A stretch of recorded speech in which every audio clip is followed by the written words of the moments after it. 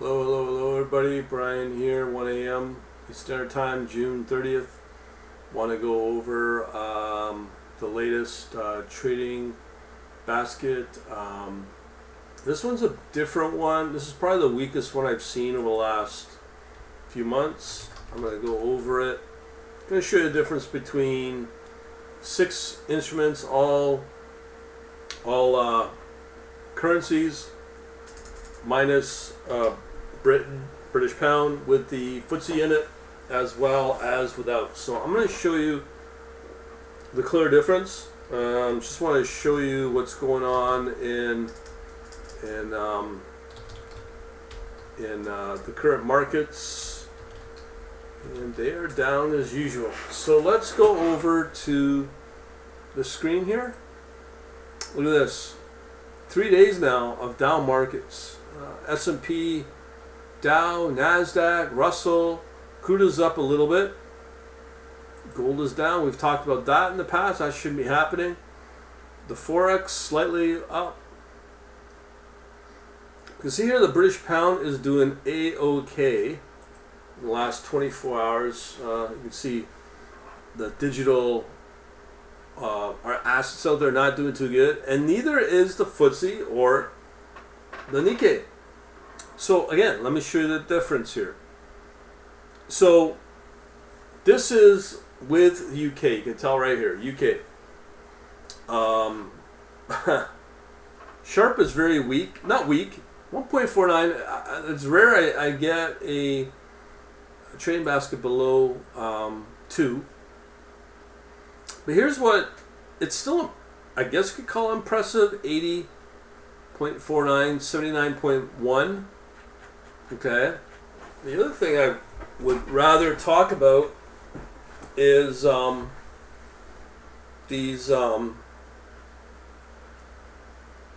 monthly returns. You can see they're pretty positive. March, April, May, and then June, negative 0.58. Okay, so I don't know if you're going to remember those numbers. I'll come back to them. But you can see that big steep drawdown just in the last, call it, month. Then when we look at the other thing is this max drawdown. By the looks of it, that's a max drawdown. So that would be negative 21%.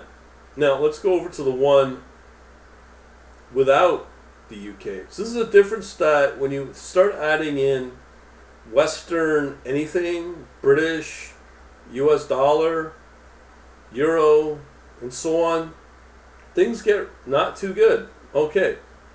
First thing you can see is that the Sharp is up a little bit, 1.8. Again, this is without the UK. It's only 4 assets, all currencies. But the difference is quite stark. So 1.8 for without the UK, 1.4 Sharp with the UK, so it's already 0.4 difference. Another one, as I said, is this drawdown. That max drawdown was around 21%. And then here, okay, it's 22%, must be along here somewhere. But the other big one is the return. 105% versus 79 or 80%. So it's an extra 20% boost. So that's what I'm trying to tell you is when you start to add in the Western instruments, they really drag everything down. So internationally, outside of the West, there is better performance. And this is a good example of that with the British. The British is potentially turning things around, but it's just something I would take note on because I knew that the two British pound and the FTSE would drag it down further and hinder the performance. So let's go over the no British monthly returns, and you'll see them.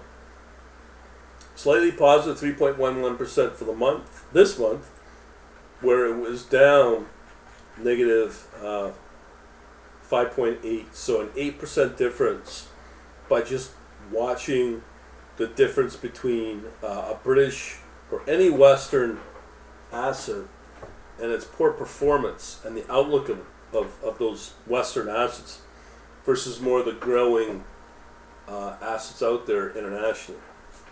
So I just want to let you know, if you like this sort of thing, just sign up here at the quantlabs.net/banking. Fill out your info here. We don't release your info if you want to know more about this.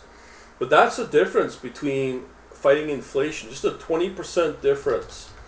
Also, it's back. Just go to quantlabs.net Academy.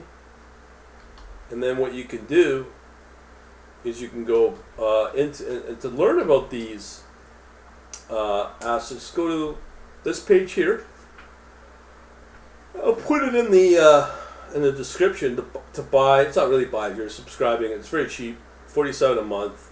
Just that one little difference I'm showing you can have a huge difference on your overall account balance long term as well.